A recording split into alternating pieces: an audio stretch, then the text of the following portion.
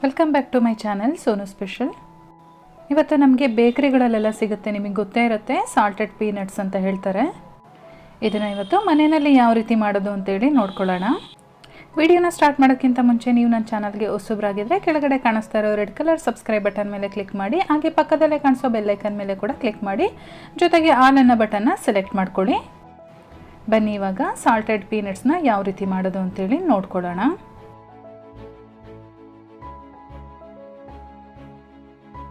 ಮೊದಲನೇದಾಗಿ ನಾನು stove on ಮಾಡಿಕೊಂಡು ಅದರ ಮೇಲೆ ಒಂದು ಪಾತ್ರೆ ಇಟ್ಕೊಳ್ತಾ ಇದ್ದೀನಿ. ಅದಕ್ಕೆ ನಾನು ಈ ಕಪ್ಪಲ್ಲಿ 2 ಕಪ್ಪು ನೀರು ಹಾಕ್ಕೊಳ್ತಾ ಇದ್ದೀನಿ. ನೀರು ಸ್ವಲ್ಪ ಕುದಿಯೋದಕ್ಕೆ ಸ್ಟಾರ್ಟ್ ಆದಮೇಲೆ ನಾನು ಯಾವ ಕಪ್ಪಲ್ಲಿ ನೀರು ಹಾಕ್ಕೊಂಡಿದ್ನೋ ಅದೇ ಕಪ್ಪಲ್ಲಿ 1 ಕಪ್ಪು ಕಡಲೆಕಾಯಿ ಬೀಜ ಹಾಕ್ಕೊಳ್ತಾ ಇದ್ದೀನಿ. ಹಾಗೆ ಒಂದು ಅರ್ಧ ಟೀ ಸ್ಪೂನಷ್ಟು ಉಪ್ಪು ಹಾಕ್ಕೊಂಡಿದ್ದೀನಿ. ಇದನ್ನು ಇವಾಗ ಚೆನ್ನಾಗಿ ಮಿಕ್ಸ್ ಮಾಡ್ಕೊಳ್ತಾ ಇದ್ದೀನಿ. ಈ ರೀತಿ ಮಿಕ್ಸ್ ಮಾಡಿಕೊಂಡು ಸ್ಟವ್ ಸ್ವಿಚ್ ಆಫ್ ಮಾಡಿಬಿಡೋಣ. ಸ್ಟವ್ ಸ್ವಿಚ್ ಆಫ್ ಮಾಡಿ ಒಂದು ಲಿಡ್ ಕ್ಲೋಸ್ ಮಾಡಿ ಒಂದು 15 ನಿಮಿಷಗಳ ಕಾಲ ಹಾಗೆ ಬಿಡೋಣ. 15 ನಿಮಿಷ ಆದಮೇಲೆ ನೀವು ನೋಡ್ತಾ ಇದ್ದೀರಾ, ಎಲ್ಲ ಸ್ವಲ್ಪ ನೆಂದಿದೆ ಕಡಲೆಕಾಯಿ ಬೀಜ ಎಲ್ಲ. ಇವಾಗ ಈ ನೀರನ್ನೆಲ್ಲ ಚೆನ್ನಾಗಿ ಸೋರಿಸ್ಕೊಳ್ಳೋಣ ಒಂದು ಜಾಲರಿಯಿಂದ. ನೋಡಿ, ನಾನು ಇವಾಗ ನೀರನ್ನೆಲ್ಲ ಸೋರಿಸ್ಕೊಂಡು ಇಟ್ಕೊಂಡಿದ್ದೀನಿ. ಇವಾಗ ನಾನು ಮತ್ತೆ ಇಲ್ಲಿ ಒಂದು ಅರ್ಧ ಟೀ ಸ್ಪೂನಷ್ಟು ಉಪ್ಪು ಹಾಕ್ತಾ ಇದ್ದೀನಿ. ಉಪ್ಪು ಹಾಕಿ ಚೆನ್ನಾಗಿ ಒಂದ್ಸರಿ ಮಿಕ್ಸ್ ಮಾಡ್ಕೊಳ್ಳೋಣ. ಇದನ್ನು ಚೆನ್ನಾಗಿ ಮಿಕ್ಸ್ ಮಾಡಿ ನಾವು ಒಂದು 2 ನಿಮಿಷಗಳ ಕಾಲ ಹಾಗೆ ಬಿಡಬೇಕಾಗತ್ತೆ.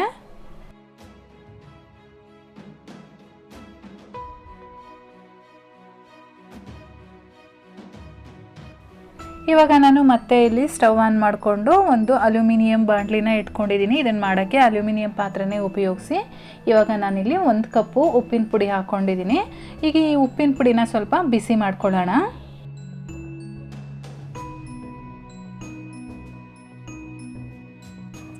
ಉಪ್ಪು ಚೆನ್ನಾಗಿ ಬಿಸಿ ಆದಮೇಲೆ ನಾವು ರೆಡಿ ಮಾಡಿ ಇಟ್ಕೊಂಡಿದ್ವಲ್ಲ ಕಡಲೆಕಾಯಿ ಬೀಜ, ಅದನ್ನು ಇದರೊಳಗಡೆ ಹಾಕ್ಕೊಂಡು ಇವಾಗ ಮೀಡಿಯಮ್ ಫ್ಲೇಮಲ್ಲಿ ಇಟ್ಕೊಂಡು ನಾವು ಈ ರೀತಿ ರೋಸ್ಟ್ ಮಾಡ್ಕೊಳ್ಬೇಕು.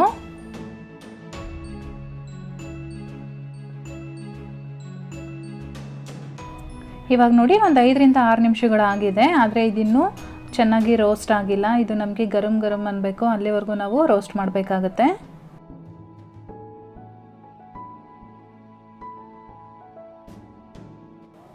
ಇವಾಗ ನೋಡಿ, ಮತ್ತೆ ಒಂದು 6 ನಿಮಿಷಗಳಾಗಿದೆ. ನೀವು ಈ ರೀತಿ ತೆಗೆದುಬಿಟ್ಟು ನೋಡಿದ್ರೆ ಆ ಸಿಪ್ಪೆ ಎಲ್ಲ ಬಿಡಿಸ್ಕೊಳ್ಳುತ್ತೆ. ಅವಾಗ ನಿಮಗೆ ಗೊತ್ತಾಗುತ್ತೆ ಚೆನ್ನಾಗಿ ರೋಸ್ಟ್ ಆಗಿದೆ ಅಂತ.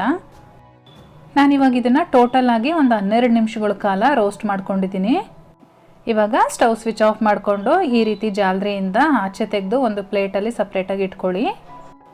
ಫ್ರೆಂಡ್ಸ್, ಈ ರೀತಿಯಿಂದ ಮನೆಯಲ್ಲಿ ಮಾಡಿಟ್ಕೊಂಡ್ರೆ ಯಾವಾಗಲಾದರೂ ಏನಾದರೂ ತಿನ್ನಬೇಕು ಅಂತ ಅನ್ನಿಸ್ದಾಗ ತಿನ್ನೋಕ್ಕೆ ತುಂಬಾ ಇಷ್ಟ ಆಗುತ್ತೆ. ಇದನ್ನು ಒಂದು ಏರ್ಟೈಟ್ ಕಂಟೈನರಲ್ಲಿ ಹಾಕಿ ಇಟ್ಕೊಳ್ಳಿ. ಇವಾಗ ರೆಡಿಯಾಗಿದೆ ಸಾಲ್ಟೆಡ್ ಪೀನಟ್ಟು. ನೀವು ಇದಕ್ಕೆ ಇನ್ನೂ ಸ್ವಲ್ಪ ದೊಡ್ಡದಾಗಿ ಬರುತ್ತೆ ಕಡಲೆಕಾಯಿ ಬೀಜ, ಅದನ್ನು ಸೋಲಾಪುರ್ ಕಡಲೆ ಬೀಜ ಅಂತ ಹೇಳ್ತಾರೆ. ಅದರಲ್ಲಿ ಕೂಡ ಮಾಡ್ಬೋದು, ಅದು ಕೂಡ ತುಂಬಾ ಚೆನ್ನಾಗಿ ಬರುತ್ತೆ. ಅಥವಾ ನಮ್ಮ ಕಡೆ ಸಿಗುತ್ತಲ್ಲ ನಾರ್ಮಲ್ ಕಡಲೆ ಬೀಜ, ಇದರಲ್ಲಿ ಕೂಡ ಮಾಡ್ಕೊಳ್ಬೋದು. ಇಷ್ಟ ಆಗಿದ್ರೆ ಒಂದು ಲೈಕ್ ಮಾಡಿ, ಹಾಗೆ ನಿಮ್ಮ ಫ್ಯಾಮಿಲಿ ಮತ್ತು ಫ್ರೆಂಡ್ಸ್ ಜೊತೆ ಶೇರ್ ಮಾಡಿ. ಜೊತೆಗೆ ಇನ್ನೂ ಚಾನಲ್ನ ಸಬ್ಸ್ಕ್ರೈಬ್ ಮಾಡ್ಕೊಂಡಿಲ್ಲ ಅಂದರೆ ಈ ಕೂಡಲೇ ಸಬ್ಸ್ಕ್ರೈಬ್ ಮಾಡ್ಕೊಳ್ಳಿ. ನಾನು ಮತ್ತೆ ಸಿಗ್ತೀನಿ ನಿಮಗೆ ಇನ್ನೊಂದು ಈಸಿ ರೆಸಿಪಿಯೊಂದಿಗೆ. ಅಲ್ಲಿವರೆಗೂ bye bye, take care, thank you for watching.